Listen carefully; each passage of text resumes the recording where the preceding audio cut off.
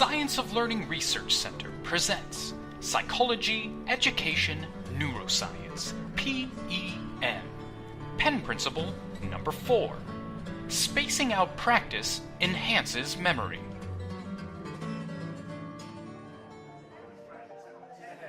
In a bid to drive up afternoon business, saloons in the 1800s used to offer free food. Now, eating this food would naturally make the customers thirsty, thereby leading them to buy drinks from the saloon, which, of course, was the point all along. Because unknown to patrons, during afternoon hours, saloon owners would grossly inflate the price of drinks. In fact, most patrons ended up spending more money on drinks than they would have had they simply gone to the store to buy food. Luckily, people eventually caught on to this scam and the whole practice was made illegal. But it's from this episode in history that we derived the idiom, "There's no such thing as a free lunch." And that is no more true in any situation than it is in education. Over the last couple decades, innumerable products have been designed that claim to make learning instantaneous. But none of them work. Because the hard fact of education is this: if you want to learn something, you have to devote time and effort to it. There's no free lunch. But what if I told you you can get more bang for your buck?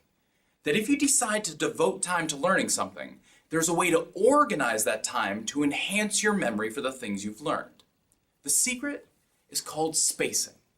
Put simply, spacing states individuals can expect enhanced learning and memory if practice sessions are broken up and spread over a longer time span than if they're all clumped together into one long practice session.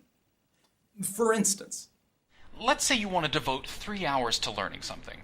You'll demonstrate better long-term memory and performance if you practice that thing 1 hour a day for 3 days, as opposed to 3 hours in 1 day.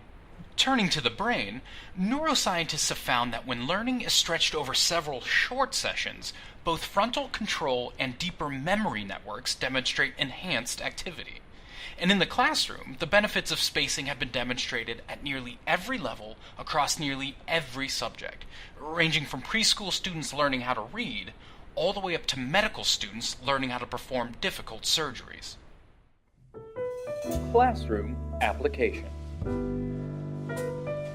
In short, if study or practice time is spaced over several distributed sessions, as opposed to crammed into one long session, you can expect enhanced learning, memory, and performance. So how can we use this in the classroom?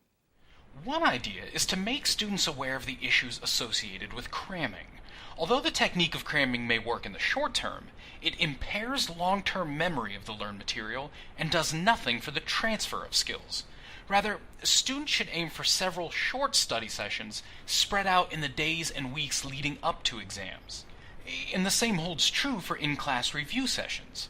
Rather than schedule one long review session at the end of a semester, teachers should aim to schedule several short review sessions spread throughout the semester. Finally, educators may wish to consider the merits of a circular curriculum, whereby material covered in the past is periodically revisited and reviewed in the context of the material currently being covered. In this way, teachers can build in a natural spaced-out review system that flows with emerging content. Ideas and future directions. If we know that spacing out practice sessions can enhance memory, a natural question arises. Is there an ideal duration between practice sessions that can be used to enhance learning? And is it possible that this ideal duration can change over time, such that the more competent you are in a topic, the more time can be left between practice sessions while still maintaining that competency? Some important questions that can definitely influence the way we choose to design curriculum. On behalf of everyone here at the Science of Learning Research Center, thanks for watching.